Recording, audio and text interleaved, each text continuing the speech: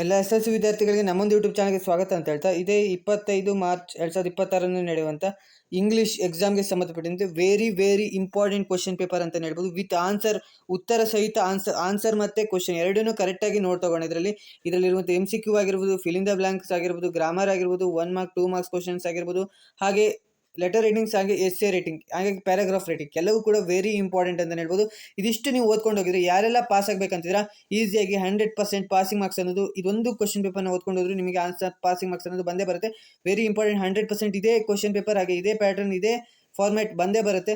So ವಿಡಿಯೋನ skip ಮಾಡಿಬಿಡ್ತೀವಿ, ಎಂಡ್ವರೆಗೂ ವಿಡಿಯೋನ ನೋಡಿ ಅಂತ ಹೇಳ್ತಾ, ಯಾರೆಲ್ಲ ಸ್ಕೋರ್ ಮಾಡ್ಬೇಕಂತಿದ್ದೀರಾ ಸೊ ಅವರಿಗೂ ಕೂಡ ಈ ಒಂದು ವಿಡಿಯೋ ವೆರಿ ಹೆಲ್ಪ್ಫುಲ್ ಅಂತ ಹೇಳ್ತಾ ವಿಡಿಯೋನ ಶುರು ಮಾಡೋಣ. ಅದಕ್ಕಿಂತ ಮುಂಚೆ ನೀವು ಫಸ್ಟ್ ಟೈಮ್ ನಮ್ಮ ಯೂಟ್ಯೂಬ್ ಚಾನಲ್ ನೋಡ್ತಿದ್ರೆ ವಿಡಿಯೋಗೊಂದು ಲೈಕ್ ಕೊಡಿ, ಹಾಗೆ ಚಾನಲ್ ಸಬ್ಸ್ಕ್ರೈಬ್ ಮಾಡ್ಕೊಂಡು ವಿಡಿಯೋನ ಶುರು ಮಾಡೋಣ. ಮೊದಲನೇದಾಗಿ ನೋಡೋದಾದರೆ ಏನಿರುತ್ತೆ ಅಂದರೆ MCQ ಇರುತ್ತೆ 4x1. ಇದು 4 ಕ್ವಶನ್ ಗ್ರಾಮರ್ ಮೇಲೆ ಇರುತ್ತೆ. ಫಸ್ಟ್ನೇದು ನೋಡೋದಾದ್ರೆ, choose the smart phone create A lot of health problem, ಅಂದರೆ ಕ್ವಶನ್ ಟ್ಯಾಗ್ನ ಮಾಡೋಕ್ಕಿರುತ್ತೆ. ಕ್ವಶನ್ ಟ್ಯಾಗ್ ಅಂತ ಇದೆಯಲ್ಲ, ಸೊ ಇದು ಒಂದು ಕ್ವಶನ್ ಪಕ್ಕ ಇರುತ್ತೆ. ಡೋಂಟ್ ದೇ ಅನ್ನೋದು ಆನ್ಸರ್ ಅಲ್ಲೇ ಇದೆ. ಸೊ ಆನ್ಸರ್ನು ತೋರಿಸ್ತಾ ಇದ್ದೀನಿ, ಸೊ ಆನ್ಸರ್ನು ಕರೆಕ್ಟಾಗಿ ನೋಡ್ಕೊಳ್ಳಿ, ನಿಮಗೆ ಒಂದು ಐಡಿಯಾ ಬರುತ್ತೆ ಯಾವ ಥರ ಬರೀಬೇಕಂತ. Read the given conversation and choose the language function for the underlined sentence expression argument. So fill in the blanks, choose on the appropriate ಅಂತಿದೆ, so would not have answer ಆಗುತ್ತೆ. ನೆಕ್ಸ್ಟ್ ನೋಡೋದು, read the given conversation and choose the correct ಅಂತ ಇದೆ, so to refer answer ಆಗುತ್ತೆ. ಕರೆಕ್ಟಾಗಿ ಎರಡನ್ನು ನೋಡಿಕೊಂಡು ಯಾವುದು ಇಲ್ಲಿ ಟು ರೆಫರ್ ಅಂತ ಇದೆಯಲ್ಲ, ಸೊ ಆ ಥರ ಬರೀಬೇಕು. ಸೊ ಇದು ವೆರಿ ಇಂಪಾರ್ಟೆಂಟ್. 12x1 ಅಂದರೆ 12 ಕೂಡ ಒಂದು ಫಿಲ್ ಇನ್ ದ ಬ್ಲಾಂಕ್ಸ್ ಆಗಿರ್ಬೋದು, ಕರೆಕ್ಟ್ ಸೆಂಟೆನ್ಸ್ ಆಗಿರ್ಬೋದು, passive verb, passive voice, negative ಸೆನ್ಸ್ನ ಪಾಸಿಟಿವ್ ಮಾರೋದು ಎಲ್ಲ ಇರುತ್ತೆ. ಸೊ ಇದಕ್ಕೆ 12 ಮಾರ್ಕ್ಸ್ ಗ್ರಾಮರಿಂದನೇ ಬರುತ್ತೆ. ಈಸಿಯಾಗಿ ಗ್ರಾಮರಿಂದನೇ ಪಾಸ್ ಆಗ್ಬೋದು ನೀವು. ಇದಕ್ಕೆ ಡೂ ಸ್ಯಾಸ್ ಡೈರೆಕ್ಟೆಡ್ ಅಂತ ಇರುತ್ತೆ. ಸೊ ಇದಕ್ಕೆ ವಿಚ್ ವರ್ಡ್ ಹ್ಯಾಸ್ 2 ಸಿಲಬಲ್ಸ್ ಅಂತ ಇದೆ. ಸೊ ಇದಕ್ಕೆ ಇದು ಆನ್ಸರ್ ಆಗಿರುತ್ತೆ. ಸೊ ಇಲ್ಲೇ ಇರುತ್ತಲ್ಲ, ಸೊ ಇದರಲ್ಲಿ ಯಾವುದು ಅಂತ ನೀವು ಫೈಂಡ್ ಔಟ್ ಮಾಡಿ ಬರೀಬೇಕು. Fill in the blank appropriate article a ಅನ್ನೋದು ಆಗಿರುತ್ತೆ. ಅಂದರೆ ಕಂಟ್ರಿ ನೇಮ್ ಬಂದರೆ ಎ ಬರುತ್ತೆ. AEIOU ಅಂದರೆ AEIOU ಬಂತಂದರೆ ನಿಮಗೆ ಆ್ಯನ್ ಅಂತ ಹಾಕಬೇಕು. ಯಾವುದಾದ್ರೂ ಅನಿಮಲ್ ನೇಮ್ ಅಥವಾ ಏನಾದರೂ ಆಬ್ಜೆಕ್ಟ್ ನೇಮ್ ಬಂತಂದರೆ ದ ಹಾಕಬೇಕು. ಸೊ ಅಷ್ಟೇ. Next, fill in the blank with appropriate ಟೆನ್ಸಸ್ನ ಯೂಸ್ ಮಾಡಬೇಕು. Satish dash b plus draw when the his father observed him was drawing ಅಂತ ಇದೆಯಲ್ಲ, ಸೊ ಆನ್ಸರ್ ವಾಸ್ ಡ್ರಾಯಿಂಗ್ ಆಗಿರುತ್ತೆ. ನೆಕ್ಸ್ಟ್ ನೋಡಿದ್ರೆ, change the following sentence into ಪಾಸಿಟಿವ್ಗೆ ಸೆಂಟೆನ್ಸ್ನ change ಮಾಡಬೇಕು. So answer ಇಲ್ಲೇ ಇದೆ, ಸೊ ಒಂದ್ಸತಿ ಓದ್ಕೊಳ್ಳಿ. Next, fill in the blanks using suitable linker, and ಅನ್ನೋದು ಲಿಂಕರ್ ಆಗಿರುತ್ತೆ, ಕರೆಕ್ಟ್ ಆಗಿರುತ್ತೆ.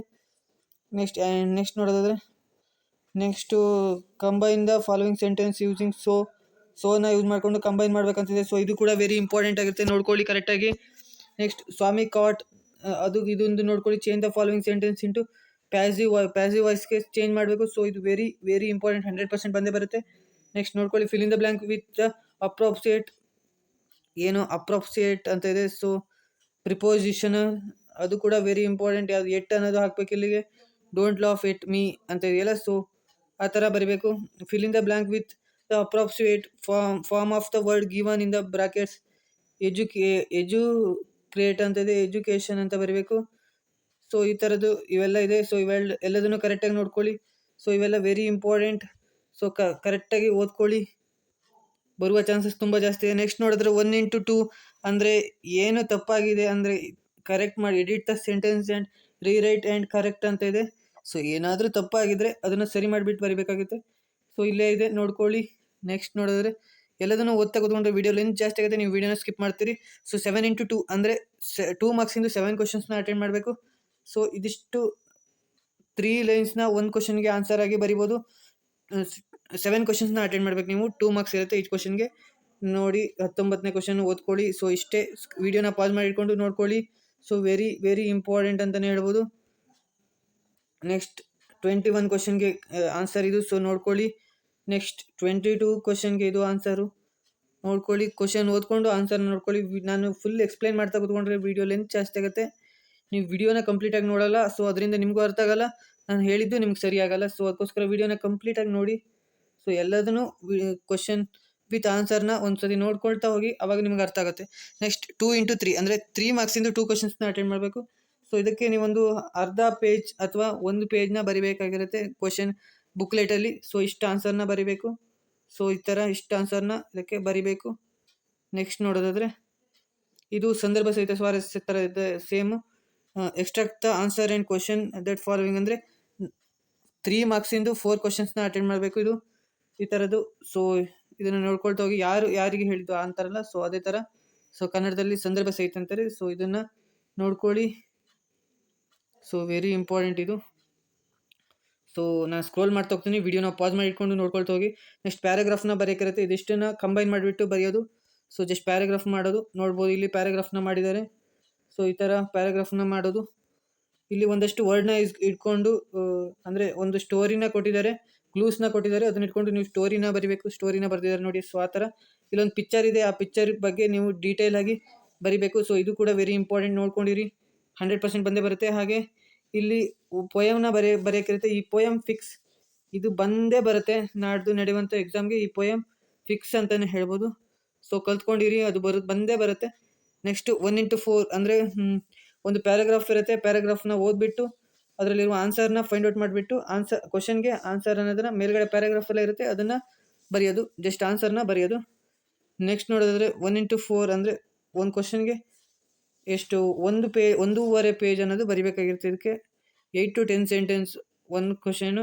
2 ಕ್ವಶನ್ ಕೊಟ್ಟಿರ್ತಾರೆ, ಯಾವ್ದಾದ್ರು ಒಂದು ಕ್ವಶನ್ಸ್ನ ನೀವು ಅಟೆಂಡ್ ಮಾಡ್ಬೋದು. ನೆಕ್ಸ್ಟು ಎಸ್ಸೆ ರೈಟಿಂಗ್ ಇರುತ್ತೆ.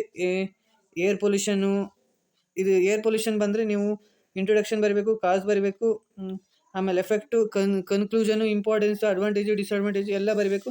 ಸೊ ಆವಾಗ ನಿಮಗೆ ಮೊಬೈಲ್ ಫೋನ್ಸು ಸೇಮ್ ಇದಕ್ಕೂ ಇದೇ ಥರ ಬರೆಯೋದು. Next social media same advantage, disadvantage, conclusion. Next letter writing ಇದೆ, ನೋಡ್ಕೊಳ್ಳಿ. Letter writing very very important. ವಿಡಿಯೋನ ಪಾಸ್ ಮಾಡಿಕೊಂಡು ಸ್ಕ್ರೀನ್ಶಾಟ್ನ ಹೊಡ್ಕೊಳ್ಳಿ. ಸೊ ಈ ಲೆಟರ್ ರೈಟಿಂಗ್ ಇದನ್ನು, ಸೊ ಇದಿಷ್ಟು ಒಂದು ಲೆಟರ್ ರೈಟಿಂಗ್ ಆದರೆ ಇಲ್ಲಿಂದ ಇಲ್ಲಿಗೆ.